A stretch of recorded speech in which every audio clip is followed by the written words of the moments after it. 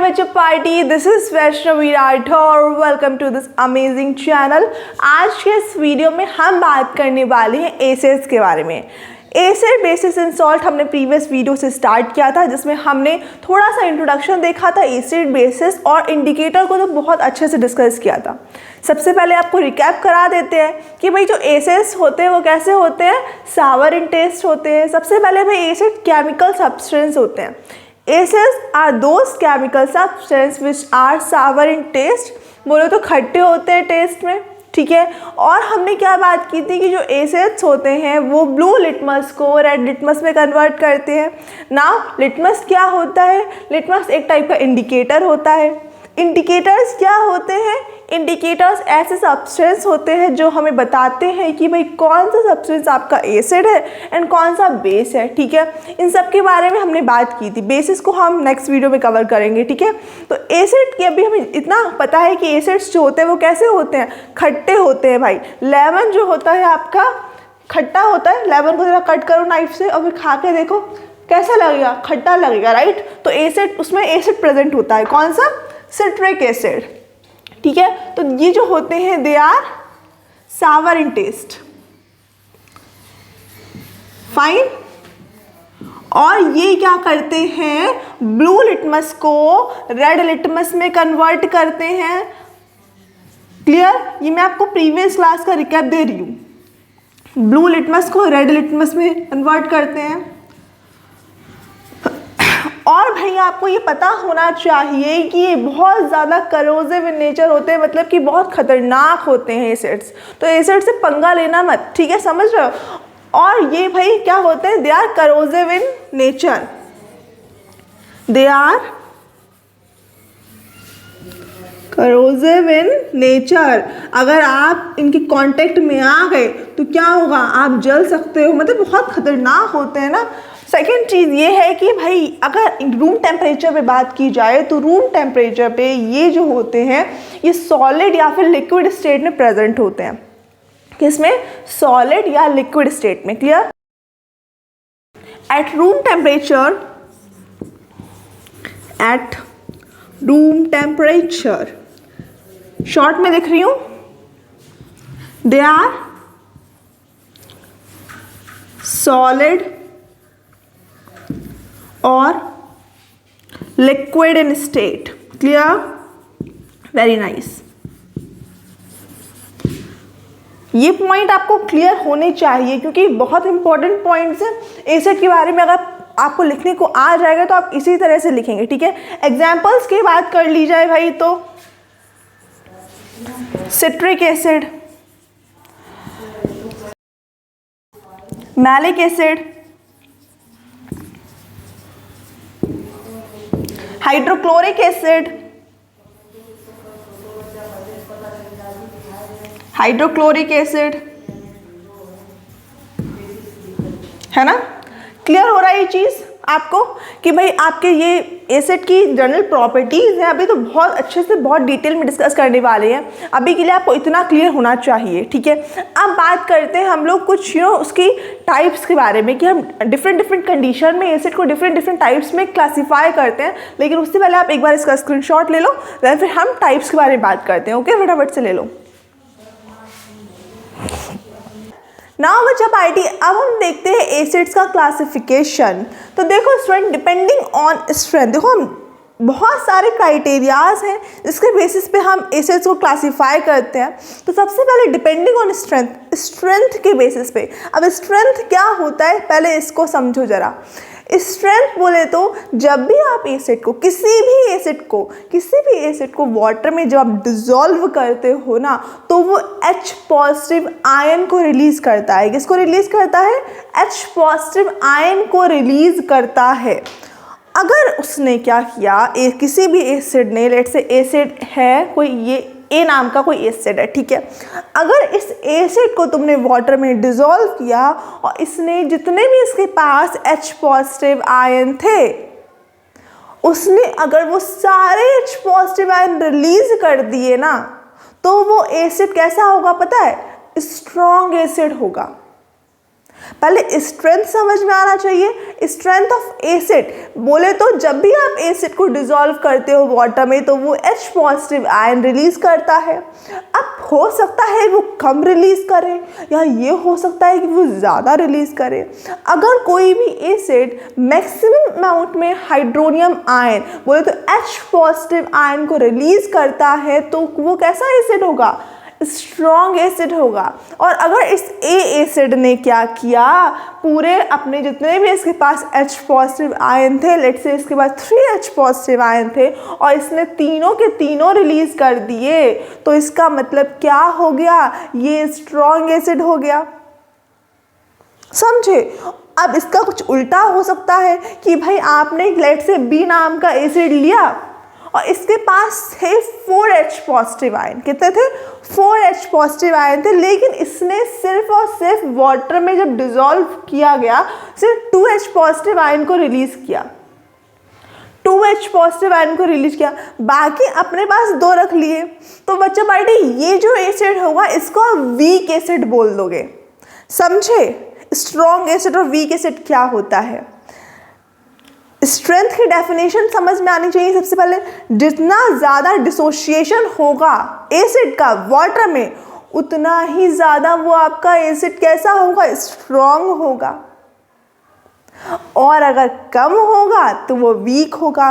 Dissociation बोले तो ionization, ionization बोले तो H पॉजिटिव आयन का रिलीज होना। अब H पॉजिटिव क्या है? एक आयन है ना, तो अगर आयन रिलीज हो रहा है तो उसको आयनाइजेशन बोल सकते हैं ना। तो यहाँ पे डिसोसिएशन वर्ड और आयनाइजेशन में कंफ्यूज मत होना, दोनों वर्ड एक ही टर्म के लिए, एक ही चीज़ के लिए यूज़ किए गए हैं। अगर जब भी आप वाटर को डिसॉल्व करोगे, वाटर को डिसॉल्व बोल रही हूँ, एसिड को डिसॉल्व करोगे भाई वाटर में, तो वो H पॉजिटिव आयन रिलीज करेगा।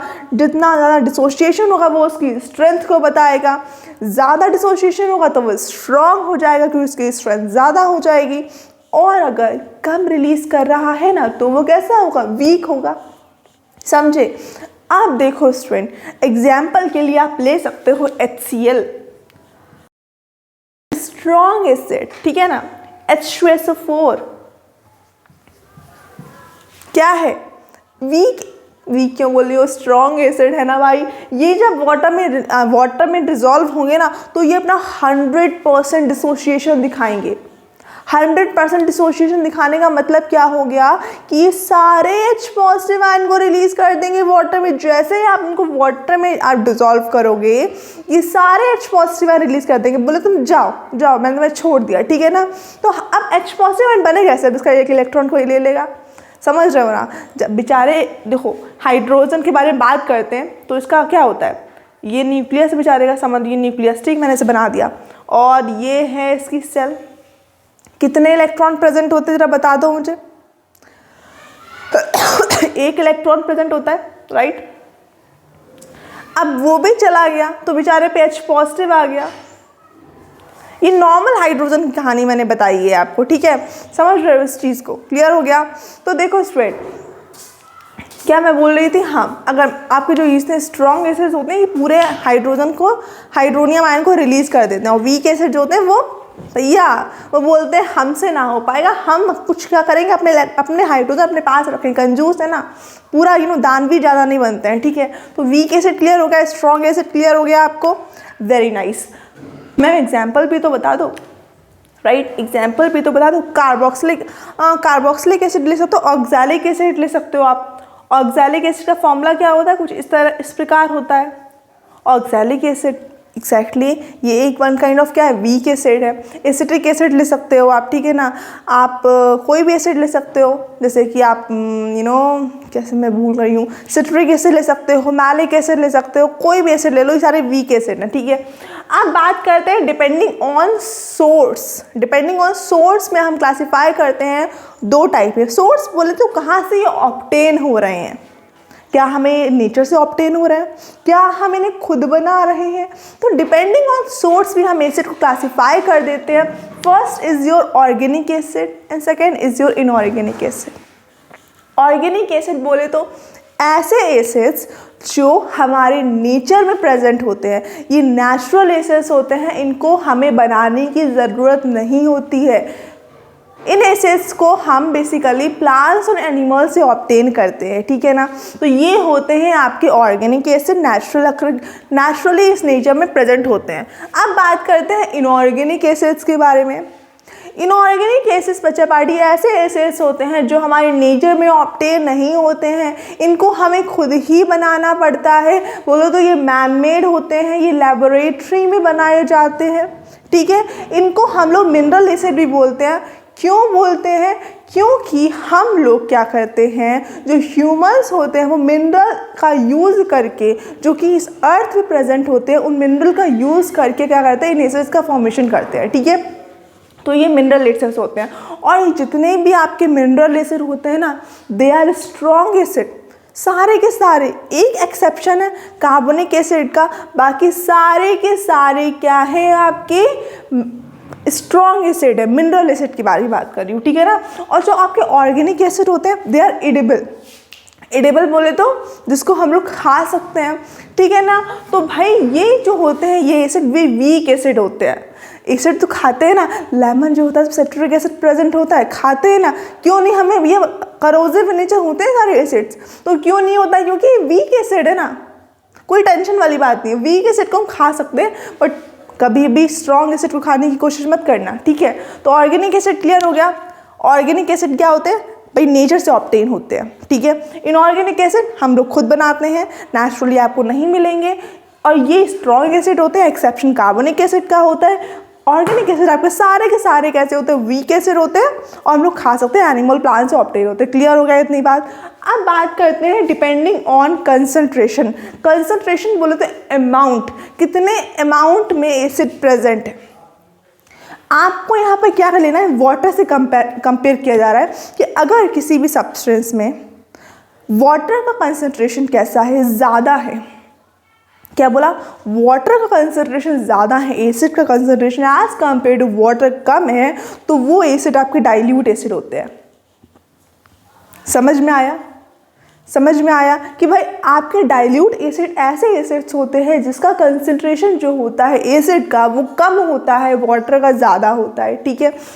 कंसंट्रेटेड एसिड भाई इसका कंसंट्रेशन ज़्यादा, ठीक है, मिनिमम अमाउंट में वाटर प्रेजेंट होता है और कंसंट्रेशन एसिड का ज़्यादा होता है, ठीक है। क्लियर हो रहा है? तो ये कंसंट्रेटेड एसिड्स होते हैं आपके, और ये भी काफ़ी खतरनाक होते हैं। कौन से? कंसंट्रेटेड एसिड काफ़ी खतरनाक होते हैं, ठीक है। क्लियर हुआ आपको? ये सारी चीज़ें टाइप क्लियर हो गई। अब हम लोग केमिकल प्रॉपर्टीज़ के बारे में बात करेंगे, लेकिन उससे पहले आप इसका स्क्रीनशॉट ले लो। क्लियर? फटाफट से ले लो।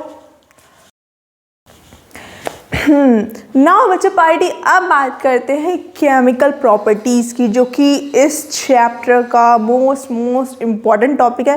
क्वेश्चंस यहीं से बनते हैं, ठीक है ना। तो इसके बारे में थोड़ा बात करते हैं। सबसे पहले भाई केमिकल प्रॉपर्टीज़ में हम डिस्कस करेंगे जब आपके जो एसिड्स होते हैं वो जब मेटल के साथ रिएक्ट करते हैं तो क्या बवाल करते हैं। तो सबसे पहले बात करते हैं reaction with metal. Reaction with metal, ठीक है। जब आपके एसिड्स जो होते हैं वो रिएक्ट करते हैं मेटल के साथ, तो बच्चे पार्टी वो हाइड्रोजन गैस को रिलीज करते हैं, और ये हाइड्रोजन गैस एक प्यारे से पॉप साउंड के साथ रिलीज होती है।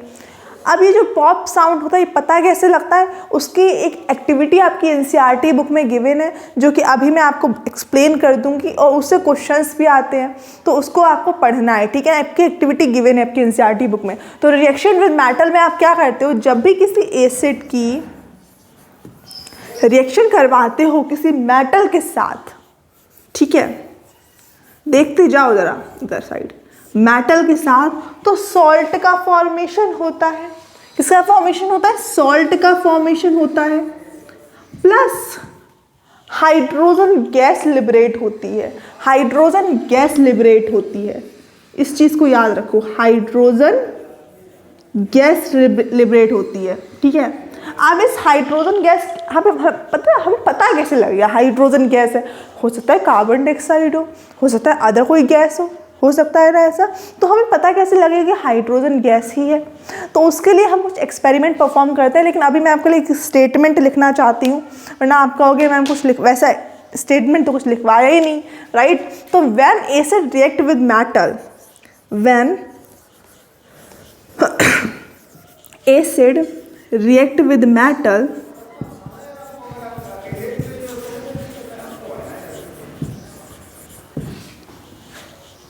they release hydrogen gas, they released hydrogen gas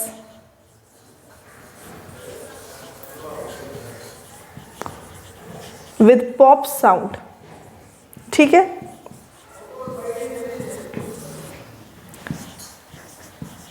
example देखोगे, एग्जाम्पल देखोगे, जब आपका एसिड ले लिया आपने HCl, लेट से आपने कोई एसिड ले लिया HCl, अब इसकी रिएक्शन करवा दिया आपने लेट से Mg के साथ, ठीक है, मैग्नीशियम के साथ, ठीक है। तो HCl की रिएक्शन करवाई आपने मैग्नीशियम के साथ। मैग्नीशियम क्या है, एक मेटल है, एक मेटल है, और ये आपके HCl का एक एसिड है। तो जब ये रिएक्ट करेंगे सबसे पहले सॉल्ट का फॉर्मेशन करेंगे। सॉल्ट का फॉर्मेशन कैसे करेंगे, आप देखो मैग्नीशियम के पास क्या है, इलेक्ट्रॉन क्या है, एक इलेक्ट्रॉन प्रेजेंट है मैग्नीशियम के पास, और क्लोरीन को एक इलेक्ट्रॉन चाहिए है, राइट। क्लोरीन के पास, क्लोरीन का इलेक्ट्रॉनिक कॉन्फ़िगरेशन अगर आप करते हो तो आउटर मोस्ट शेल में उसके पास कितने इलेक्ट्रॉन होते हैं, 7 इलेक्ट्रॉन्स होते हैं। उसको एक इलेक्ट्रॉन चाहिए है ना अपना आउटर मोस्ट शेल कंप्लीट करने के लिए।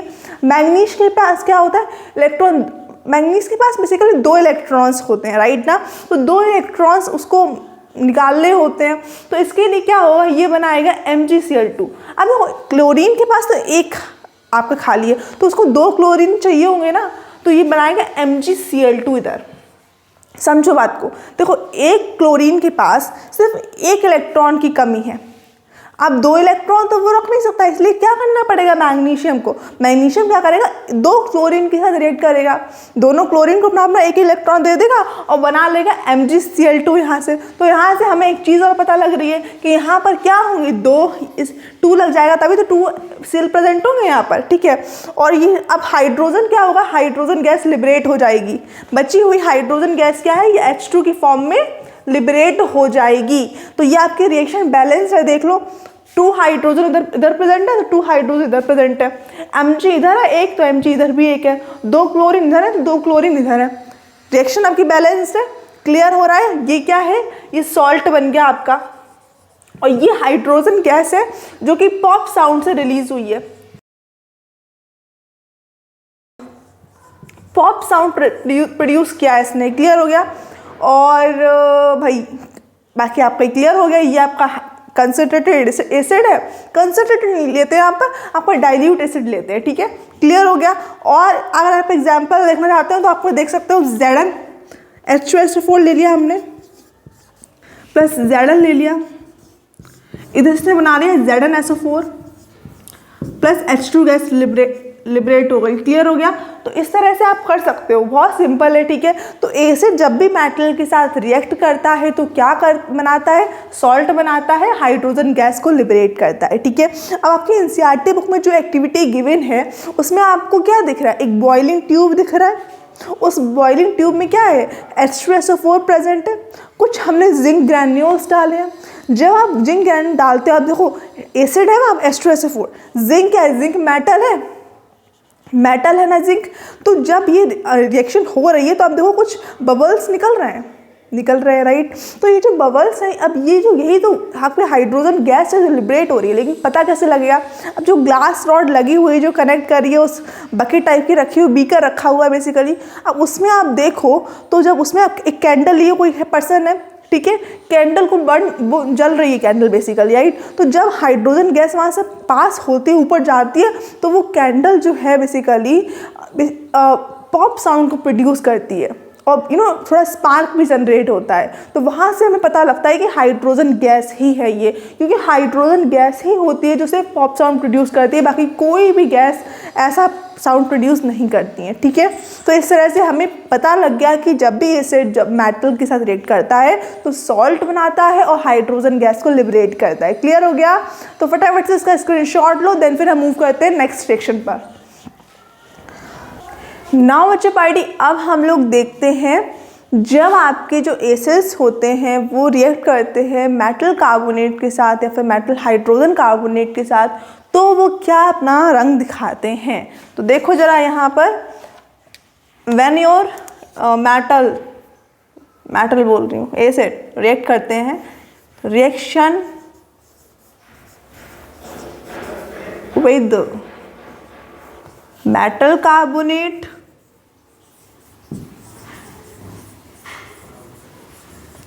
या फिर बोले तो मेटल हाइड्रोजन कार्बोनेट, दोनों अलग अलग चीज़ें हैं, ठीक है ना। मेटल कार्बोनेट और metal hydrogen carbonate, metal hydrogen carbonate, ठीक है। जब भी इनके साथ रिएक्शन होती है, मेटल हाइड्रोजन कार्बोनेट को मेटल बाइकार्बोनेट भी बोल सकते हैं, तो इसमें आपको कंफ्यूज नहीं होना है। मेटल हाइड्रोजन कार्बोनेट को मेटल बाइकार्बोनेट भी बोल सकते हैं, ठीक है। जब आपके मेटल हाइड्रोजन कार्बोनेट या फिर मेटल कार्बोनेट रिएक्ट करते हैं एसिड के साथ, तो वो क्या करते हैं, कार्बन डाइऑक्साइड का और वाटर का फॉर्मेशन करते हैं। सॉल्ट का तो करते ही करते हैं, बट कार्बन डाइऑक्साइड और वाटर का भी फॉर्मेशन करते हैं। तो इस चीज़ को आप याद रखिए कि जब आपके जो एसिड्स होते हैं, वो रिएक्ट करते हैं मेटल कार्बोनेट के साथ, मैं MC लिख रही हूँ, ठीक है ना, शॉर्ट में। तो ये क्या करते हैं, सॉल्ट का फॉर्मेशन करते हैं प्लस CO2 का फॉर्मेशन करते हैं प्लस H2O, बोले तो वाटर का फॉर्मेशन करते हैं। इस चीज़ को याद रखिएगा। और ये जो कार्बन डाइऑक्साइड होती है ना, यहाँ पर ये ब्रिस्क इफरवेसेंस की फॉर्म में, ब्रिस्क इफरवेसेंस की फॉर्म में निकलती है, ठीक है। ब्रिस्क इफरवेसेंस नाम याद रखिएगा, बड़ा ही टफ है।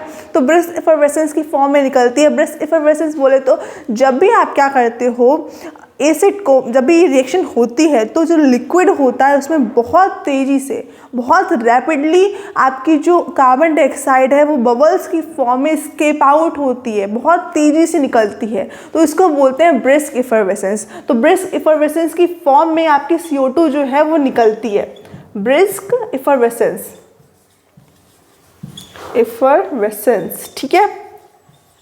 और ये ब्रिस्क इफरवेसेंस में इफरवेसेंस आप लिख सकते हो rapidly, if rapid escape of CO2 gas in the form of bubbles from liquid, ठीक है ना, जो आपका सोल्यूशन था ना उससे बहुत तेज़ी से निकलती है भाई, इस चीज़ को याद रखना। लेकिन एक सवाल अभी भी मन में उठता है कि हमें कैसे पता कि ये कार्बन डाइऑक्साइड ही है, हो सकता है हाइड्रोजन गैस हो। अभी हमने पढ़ा था कि जो बबल्स की फॉर्म में गैस निकली थी वो हाइड्रोजन गैस थी, तो यहाँ भी तो हो सकता है कार्बन डाइऑक्साइड गैस ना हो, आपकी कार्बन हाइड्रोजन गैस हो सकता है ना। तो उसके लिए भी टेस्ट करना पड़ेगा। अब टेस्ट करते हैं, लेकिन उससे पहले आपको थोड़ा एग्जाम्पल बता दिए जाए इसके। अब देखो MC भी हो सकता है और आपका MHC भी हो सकता है। MHC ये दोनों ही, भले ही ये दोनों सब्सटेंस, MHC बोले तो मेटल हाइड्रोजन कार्बोनेट, ठीक है ना, ये दोनों ही सब्सटेंस जब रिएक्ट करते हैं एसिड के साथ, तो ये सॉल्ट, कार्बन डाइऑक्साइड और वाटर का फॉर्मेशन करते हैं। क्लियर हो गया। तो ये दोनों ही करते हैं, भले ही सब्सटेंस अलग अलग हो, लेकिन सेम चीज़ का फॉर्मेशन करते हैं ये, ठीक है। एग्जाम्पल लेते हैं Na2CO3। Na2CO3, अब ये क्या दिख रहा है, ये मेटल है, ये कार्बोनेट है आपका, ठीक है। तो मेटल कार्बोनेट हो गया। जब ये रिएक्ट करता है किसी भी एसिड के साथ, लेट से हमने एसिड ले लिया HCl, ठीक है, तो यहाँ पर क्या बन जाएगा, NaCl बन जाएगा प्लस CO2 निकलेगी भाई, वो भी किसकी फॉर्म में, ब्रिस्क इफरवेसेंस की फॉर्म में निकलेगी, और आपका वाटर रिलीज होगा। क्लियर हो गया। सिमिलरली हम दूसरा एग्जाम्पल ले सकते हैं मेटल हाइड्रोजन कार्बोनेट के लिए। लेट्स से हमने Na और हाइड्रोजन लगाना पड़ेगा HCO3, NaHCO3। हाँ, तो मैं स्टूडेंट आपसे क्या बोल रही थी, आपको लाइम वाटर लेना है। अभी एक्वस में होगा, एक्वस जहाँ पे आ जाए वहाँ वाटर होगा, ठीक है। लाइम वाटर लिया आपने और इसकी रिएक्शन करवाई कार्बन डाइऑक्साइड के साथ, तो आपको क्या मिला, कैल्शियम कार्बोनेट मिला। CaCO3। अब ये जो कैल्शियम कार्बोनेट है बच्चा बाटी, ये क्या करता है, ये आपके लाइम वाटर को मिल्की बना देता है। और जहाँ इसने मिल्की बना दिया इस लाइम वाटर को, तो हमें पता लग गया कि यहाँ कार्बन डाइऑक्साइड है, क्योंकि इतनी ताकत, इतनी पावर सिर्फ कार्बन डाइऑक्साइड के पास है, जो कि क्या करे, लाइम वाटर को मिल्की बना दे, क्योंकि इसने कैल्शियम कार्बोनेट का फॉर्मेशन कर लिया है। समझ रहे हो? तो ये चीज़, ये जो टेस्ट था, इस टेस्ट के थ्रू हमें पता लग गया कि जो ये आपकी जो गैस है वो कार्बन डाइऑक्साइड ही है। क्लियर हो गया? तो इस टेस्ट के हमें थ्रू पता लग गया। तो ये आपको याद रखना है कि जब भी आप लाइम वाटर की रिएक्शन करवाते हो कार्बन डाइऑक्साइड के साथ, तो कैल्शियम कार्बोनेट का फॉर्मेशन होता है, जो कि लाइम वाटर को मिल्की बना देता है। लेकिन अगर आप क्या करते हो, एक्सेस अमाउंट में कार्बन डाइऑक्साइड को रिएक्ट कराते हो इसके साथ, तो क्या होता है पता है, कैल्शियम कार्बोनेट जो होता है वो रिएक्ट कर जाता है CO2 और वाटर के साथ, जिससे कि वो बना लेता है कैल्शियम बाइकार्बोनेट प्लस HCl, और ये बनाएगा NaCl plus CO2 plus H2O। ठीक है, तो आपको यहाँ पर सेम मिल रहा है, यहाँ भी सेम मिल रहा है, और ये CO2 जो है वो ब्रिस्क एफरवेसेंस की फॉर्म में रिलीज हो रही है। लेकिन अब हम टेस्ट करेंगे, अब हम क्या करेंगे, टेस्ट करेंगे कि कार्बन डाइऑक्साइड ही है कि नहीं। तो हम क्या करेंगे, लाइम वाटर लेंगे। लाइम वाटर मतलब calcium hydroxide, CaOH whole twice. ठीक है, CaOH होल ट्वाइस। ठीक है, ये आपका लाइम वाटर है। अब इससे हम रिएक्ट कराएंगे आपके किसकी, एसिड, कि वो कैल्शियम बाइकार्बोनेट बना लेता है, और फिर क्या होता है, आपका जो आपका मिल्की जो कलर आपको दिख रहा था वो डिसअपियर हो जाता है। तो ये चीज़ आपको याद रखनी है। ठीक है, फटाफट से इसका स्क्रीनशॉट ले लो, क्योंकि हमारा ये भी क्लियर हो गया जिसमें हमने ये जाना, जब आप क्या करते हो, मेटल कार्बोनेट की रिएक्शन करवाते हो या फिर मेटल हाइड्रोजन कार्बोनेट की रिएक्शन करवाते हो एसिड के साथ, तो वो क्या करता है, सॉल्ट कार्बन डाइऑक्साइड वाटर का फॉर्मेशन करता है, और जिसमें जो CO2 होती है वो ब्रिस्क एफरवेसेंस की फॉर्म में निकलती है। ये बहुत इंपॉर्टेंट हो जाता है स्टूडेंट, इससे क्वेश्चंस बनते हैं। मतलब ये चैप्टर बहुत इंपॉर्टेंट है, इसको हर एक चीज़ आपको माइंड में एकदम क्रिस्टल क्लियर होनी चाहिए। इससे क्वेश्चंस प्रीवियस ईयर देखे गए हैं, अभी भी हो सकता है आपके बोर्ड एग्जाम में आ जाए, तो पढ़ लेना इसको। ये टेस्ट भी आपको याद होना चाहिए, पता होना चाहिए। ठीक है ना, बहुत सिंपल है भाई। ठीक है, इसका स्क्रीनशॉट ले लो। नाउ बच्चा पार्टी, अब जो रिएक्शन हम देखने वाले हैं वो बहुत ही भयंकर रिएक्शन देखने वाले हैं, क्योंकि इसमें हम रिएक्ट कराएंगे एसिड को बेस के साथ। किसके साथ, एसिड को बेस के साथ। तो भाई ये जो रिएक्शन है ये बेस और एसिड के बीच की रिएक्शन है, तो इसके बीच में कोई आना जाए, समझ रहे हो ना। तो reaction with base, reaction with base. जब भी बच्चा पार्टी आप क्या करते हो, रिएक्ट कराते हो किसको, एसिड को। किसको, एसिड को रिएक्ट कराते हो बेस के साथ, तो आपको सॉल्ट तो मिलेगा ही मिलेगा, लेकिन आपको क्या होगा, वाटर का भी मिलेगा, वाटर का ये फॉर्मेशन हो जाएगा। तो जब भी आपका एसिड जो है वो बेस के साथ रिएक्ट करता है, सॉल्ट प्लस वाटर का फॉर्मेशन करता है। नाउ स्टूडेंट्स, अब ये जो टॉपिक है ये लास्ट टॉपिक है आपका, इसके बाद आपका जो चैप्टर है वो अच्छे से डन हो जाएगा।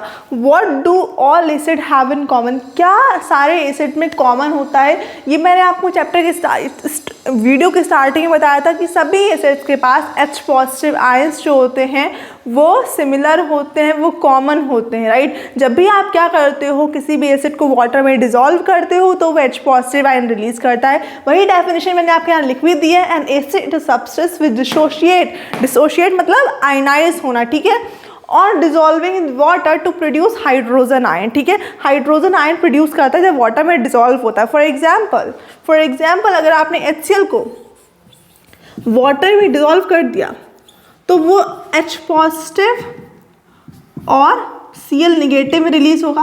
अब H पॉजिटिव क्या है, हाइड्रोनियम आयन है, हाइड्रोजन आयन बोल सकते हो।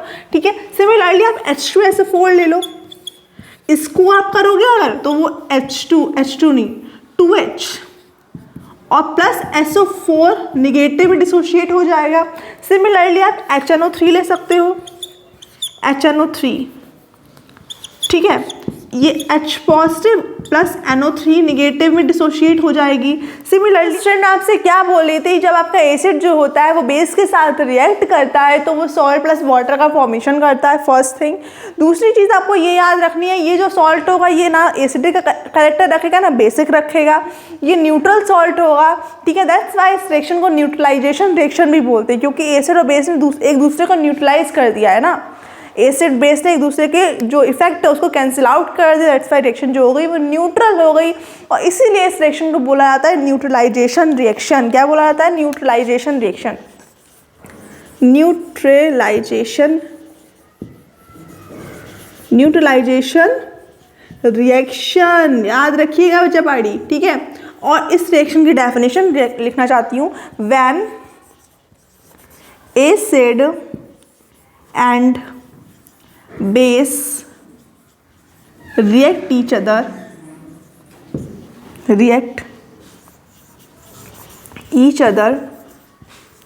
they form salt and water।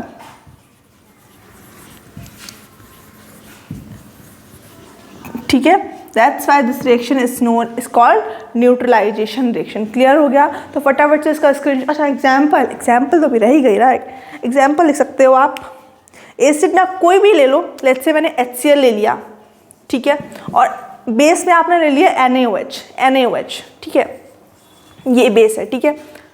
इसकी जब रिएक्शन आपने कराई तो आपको सॉल्ट मिला, इसको आपने बोला NaCl प्लस वाटर रिलीज हुआ। क्या रिलीज हुआ? वाटर।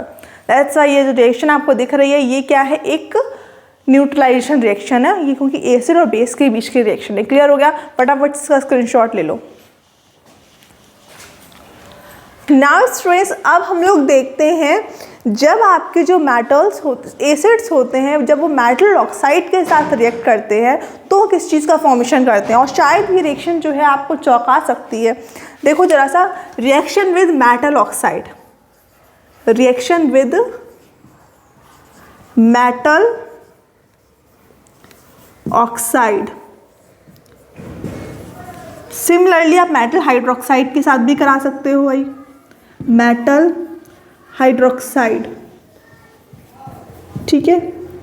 अब देखो स्टूडेंट, जब आप मेटल ऑक्साइड की रिएक्शन करवाते हो, मेटल ऑक्साइड की रिएक्शन जब आप करवाते हो बेसिकली किसी भी एसिड के साथ, तो आपको मिलता है, पता है क्या? सॉल्ट, वो तो पता है हमें, प्लस वाटर, बस।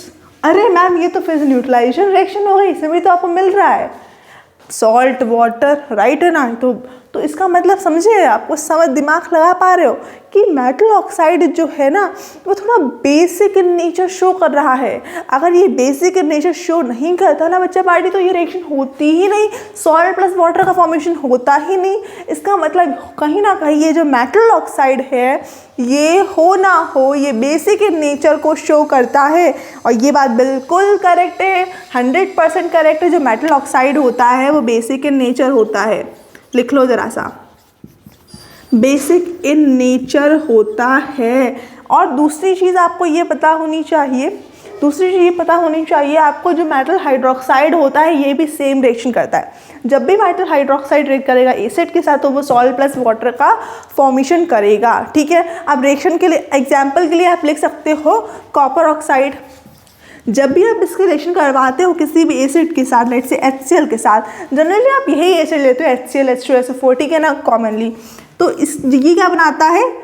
CuCl2 प्लस H2, ठीक है, ये बनाता है ये। और दूसरी चीज़ आपको ये पता होनी चाहिए, जब मेटल हाइड्रोक्साइड की रिएक्शन कराते हो तब भी आपको यही मिलता है। एग्जाम्पल के लिए मिल्क ऑफ मैग्नीशिया, एग्जाम्पल के लिए मेटल हाइड्रोजन कार्बोनेट हाइड्रोक्साइड का बता रही हूँ, ठीक है। मिल्क ऑफ मैग्नीशिया के बारे में बात करते हैं। मिल्क ऑफ मैग्नीशिया, ये क्वेश्चन आ सकता है, ठीक है ना, बता रही हूँ मैं आपको। मिल्क ऑफ मैग्नीशिया बोले तो मैग्नीशियम हाइड्रोक्साइड, बोले तो मैग्नीशियम हाइड्रोक्साइड, ठीक है। इसको आप लेते हो as a antacid, used as a antacid, ठीक है। इसको आप एंटी एसिड की तरह यूज़ करते हो। एंटी एसिड बोले तो एसिड के हार्श इफेक्ट को रोकने के लिए। फॉर एग्जांपल हमारे स्टमक में अगर HCl का जो इफेक्ट है वो बढ़ जाए, मतलब इंडाइजेशन अच्छे से नहीं हो पाएगा। HCl अगर हमारी भाई HCl है, बहुत खतरनाक एसिड है, अगर उसका कंसनट्रेशन बढ़ जाए तो क्या होगा, एसिडिटी बनेगी हमें, राइट। तो उसको क्या करने के लिए, उसको रिड्यूस करने के लिए, उसके इफेक्ट को रिड्यूस करने के लिए हम क्या करते हैं, मिल्क ऑफ मैग्नीशिया को लेते हैं एंटी एसिड के तौर पे, ताकि वो उसके इफेक्ट को क्या करे, नलीफाई कर दे, न्यूट्रल कर देगा ना। जब ये सॉल्ट प्लस वाटर बना देगा तो ऑब्वियस सी बात है वहाँ न्यूट्रलाइजेशन रिएक्शन हो जाएगी और एसिड का जो इफेक्ट है वो कम हो जाएगा। समझ लो। तो मिल्क ऑफ मैग्नीशिया पे क्वेश्चन बन सकता है, इसलिए मैंने आपको बता दिया है कि मिल्क ऑफ मैग्नीशिया को हम लोग एज ए एंटीएसिड लेते हैं। ये मैग्नीशियम हाइड्रोक्साइड होता है, ये जब रिएक्ट करता है बेसिकली एसिड के साथ तो ये सॉल्ट प्लस वाटर का फॉर्मेशन करता है। इससे जो आपका एसिड का जो इफेक्ट है वो रिड्यूस हो जाता है और वो न्यूट्रल हो जाता है। क्लियर हो गया। तो इसी के साथ हमारी जितनी भी केमिकल रिएक्शंस थी वो फिनिश हो गई हैं। अब कुछ एक आध पॉइंट्स हैं जो मैं बता चुकी हूँ पहले ही आपको, थोड़ा अब इसको डिटेल में थोड़ा अच्छे से एक्सप्लेन कर देते हैं, देन फिर ये टॉपिक ओवर। फटाफट से ले लो उसका स्क्रीनशॉट। CH3COH ले लिया आपने, ठीक है। तो इसमें आपको क्या मिलेगा बताओ मेरे बच्चों, CH3COO negative H positive ion. अब देखो यहाँ पर आपने, अब इसके पास 3 हाइड्रोजन बच गए, बाकी आप देख रहे हो सबने पूरे हाइड्रोजन रिलीज करे। चाहे HCl ले लो, उसने अपने पूरे H पॉजिटिव Cl में डिसोशिएट हो गया। H2SO4 ले लो, उसने H पॉजिटिव SO4 में डिसोशिएट हो, सारे हाइड्रोजन आयन रिलीज किए। लेकिन इसने भाई साहब देखो, इसने अपना 3 हाइड्रोजन रख लिए हैं, इसीलिए ये वीक एसिड हो जाएगा। इसीलिए कैसा हो जाएगा, वीक एसिड हो जाएगा। बाकी आपके ये तीनों ऊपर वाले कैसे हो जाएंगे, स्ट्रॉन्ग एसिड हो जाएंगे। क्लियर इतनी बात आपको, वेरी नाइस। तो यही मुझे बताना था। अब दूसरी सवाल ये उठ सकता है कि बहुत सारे सब्सटेंस होते हैं जो हाइड्रोजन एटम को, इफ हाइड्रोनियम आयन को रखते हैं तो क्या वो सारे के सारे एसिड होते हैं? ऐसा तो ज़रूरी नहीं। फॉर एग्जांपल अगर मैं अल्कोहल के बारे में बात करती हूँ C2H5OH, या फिर मैं ग्लूकोज के बारे में बात करती हूँ C6H12O6, तो सब में तो हाइड्रोजन प्रेजेंट है, तो सारे के सारे ये क्या है, एसिड होंगे? नहीं बच्चा पार्टी, अगर जब आप इनको वाटर में डिज़ोल्व करते हो, जहाँ ग्लूकोज ले लो, अल्कोहल ले लो, जब आप इनको वाटर में डिज़ोल्व करते हो ना तो ये H पॉजिटिव आयन रिलीज़ नहीं करते हैं। चेक कैसे कर सकते हो, जो आपके एसिड्स हैं अब ये आयन रिलीज़ कर रहे हैं तो इलेक्ट्रिसिटी को कंडक्ट करेंगे ना, करेंगे कंडक्ट। तो इसका मतलब ये हो गया, अगर आप एसिड को वाटर में डिज़ोल्व करते हो और मान लो सर्किट आपने बना दिया है, ठीक है, और उसमें आपने बल्ब लगा दिया है, ठीक है, तो क्या होगा, वो जो बल्ब होगा वो ग्लो करेगा क्योंकि उसमें आयन रिलीज हुए। आयन रिलीज हो तो वो इलेक्ट्रिसिटी कंडक्ट करेंगे, ठीक है। लेकिन अगर आप ग्लूकोज और आप अल्कोहल ले लो, इनको वाटर में डिज़ोल्व करो, फिर वही सर्किट बनाओ अपना, फिर देखो बल्ब ग्लो कर रहा है, नहीं कर रहा है। इसका मतलब ये हो गया कि हर आपके जो सब्सटेंस जो हाइड्रोजन को कंटेन करते हैं, रखते हैं, वो ज़रूरी नहीं है कि वो एसिड हों। एसिड वही होगा बच्चे पार्टी जो हाइड्रोजन आयन को रिलीज़ करेगा। ये चीज़ अपने माइंड में बैठा लो, ठीक है ना। तो बस यही था, आज की कथा जो है समाप्त हो चुकी है। अगर फिर भी मुझे ऐसा लगेगा, देख लेती हूँ कोई टॉपिक मिस तो नहीं हो गया। Let's see.